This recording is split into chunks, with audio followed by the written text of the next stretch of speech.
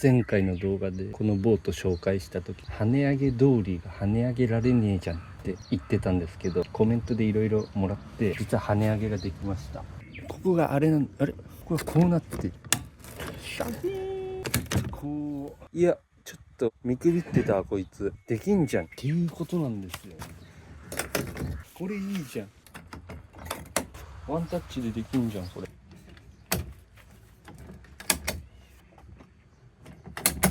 素晴らしいです。はい。そして自宅で保管するときはポリプロピレンなのかな、紫外線に弱いらしいんでシートで保護することにしました。100均のペグで固定しました。紫外線で劣化するリスクがあるらしいんで、今度 UV カットのスプレーを塗装したいなと。どうせなら長く大事に使いたい。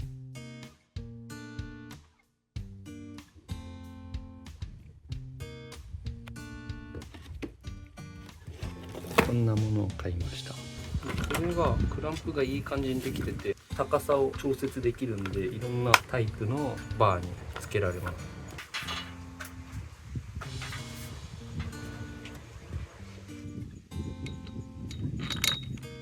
とりあえず右に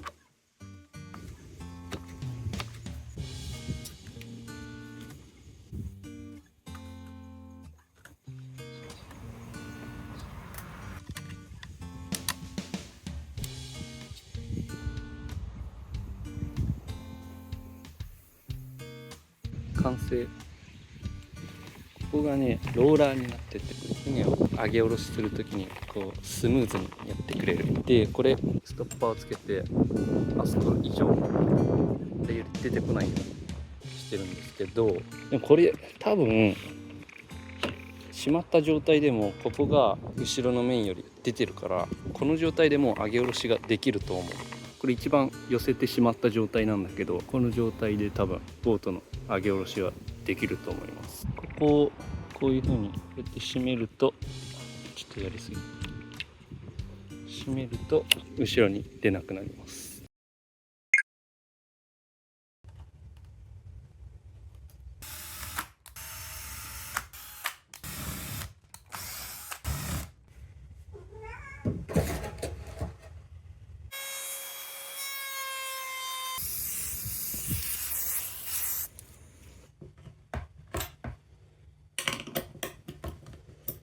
防水のツールケースで収めて、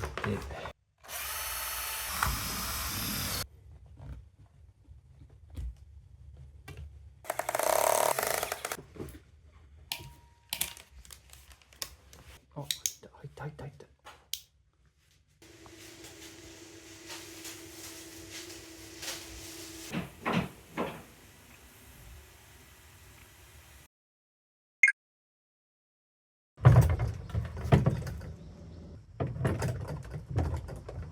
突起がキャリアに引っかかってこれより前に行けなくなってる。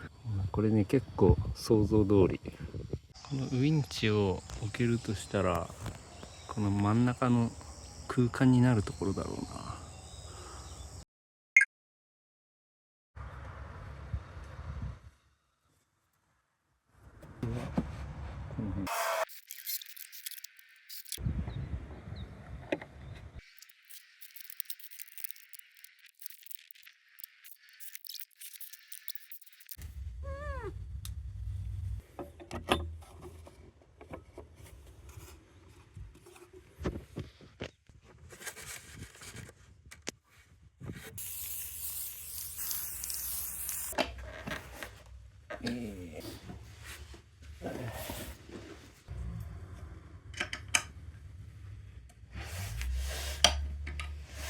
かじっちゃダメです。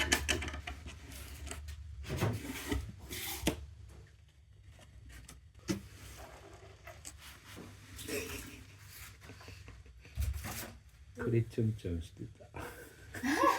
これちょっかい出した。うん。な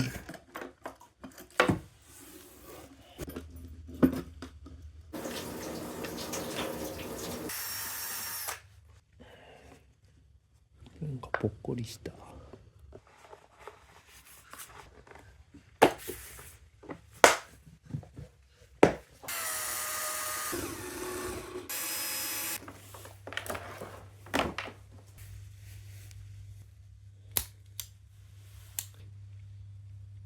ちょうどいい細さの線がなかったから家にあった14スケアのケーブルを使います。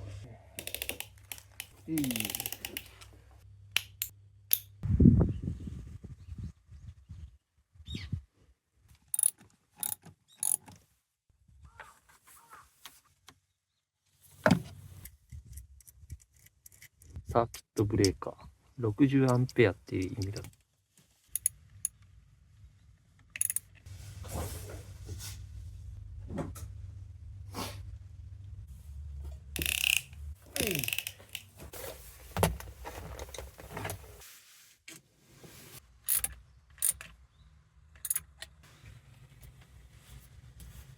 プラスとマイナスがそれぞれ、プラスはブレーカー経由でバッテリーの線につなぎました。バスバー経由でね、これで計測できるようにはなってます。この状態で一旦テストしたい。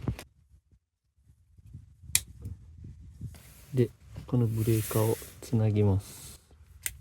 これで線がつながった。完全に今んとこ線がつながっただけだと電流はそんな流れてない。おお、動いた動いた。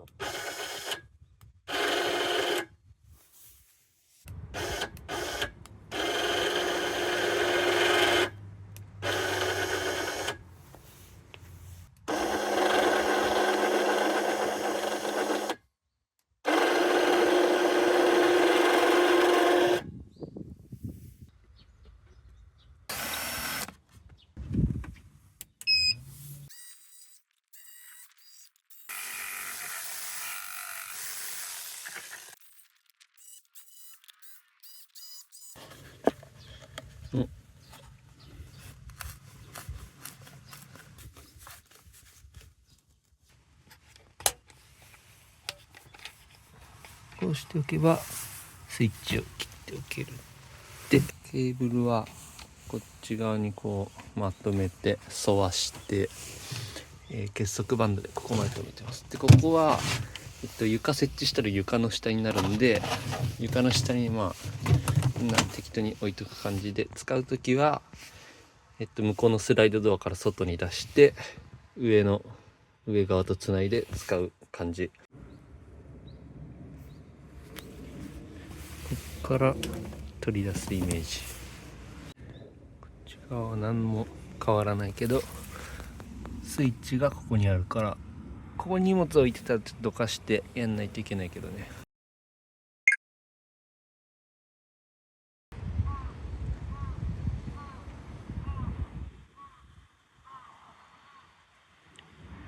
リコールから帰ってきてずっと開封しないまま置いといたんだけど、もう一回開封しました。どこがどう変わったのかはよくわかんないけど、作る工程でできたちっちゃい穴みたいのがなくなったっぽい。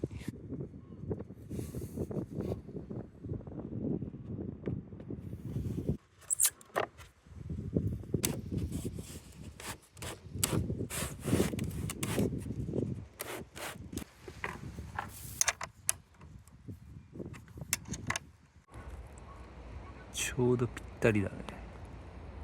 多分大丈夫だと思う。このパイプには強力についてる。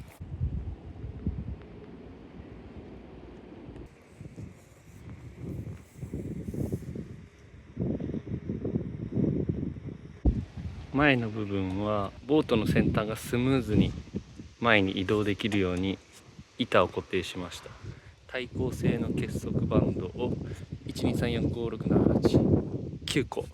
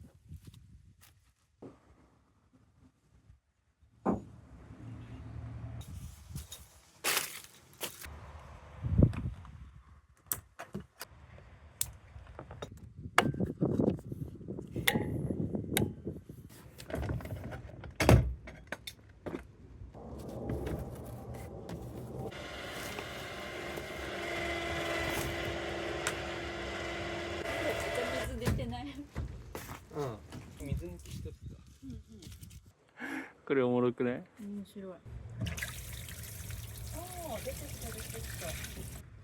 めっちゃ。このダイソーのサンダル貫通するから。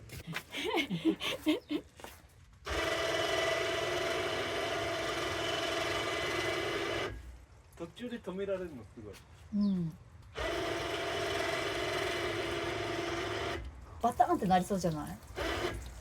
どっかの。そこはね、押さえながら。あ、でももうここまで来たら手動でこうすりゃいいああ、本当だね。立てかければいいね。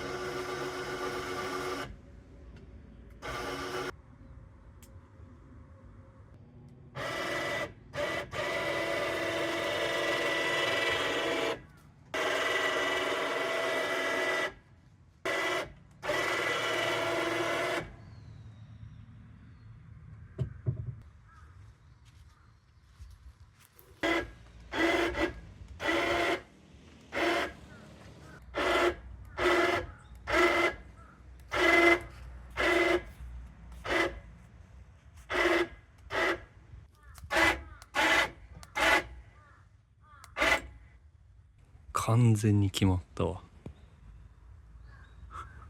完璧に決まった。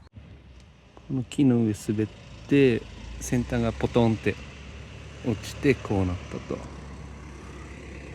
でウインチは予定通りこの船のくぼみの中に収まってる。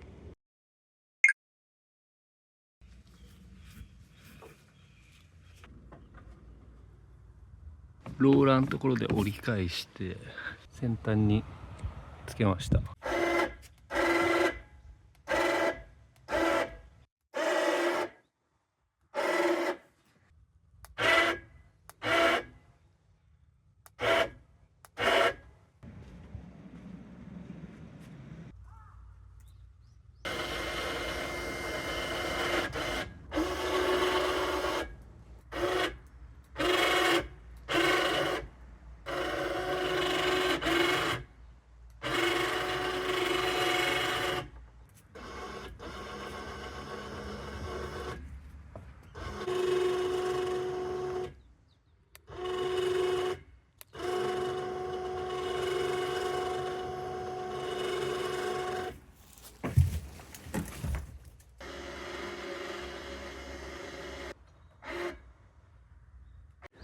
一旦ケーブルはこうしておいたけど紫外線で劣化しそうなんでゴリラテープの補修用のこの辺もやらないとね。ウィンチのカバーをねビニプロさんっていうところで特注で作ってもらった。あ、じゃあもうサイズも伝えて、でそうこれ作ってもらったんだ。そう色選べんだけどなぜかベージュみたいにしたの。こんな感じで今ちょうど雨が降ってきたんだけどこのホロの下のウィンチとケーブルを雨から守るようにしました。十分じゃないですかね。